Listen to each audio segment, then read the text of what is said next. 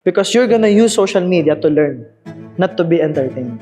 If you wanna learn, you will focus on alignment and you will focus on the reality. If you wanna be entertained, maghahanap ka ng maingay, magulo, or yung natitrigger ka ng konti. Pero in reality, you are not learning.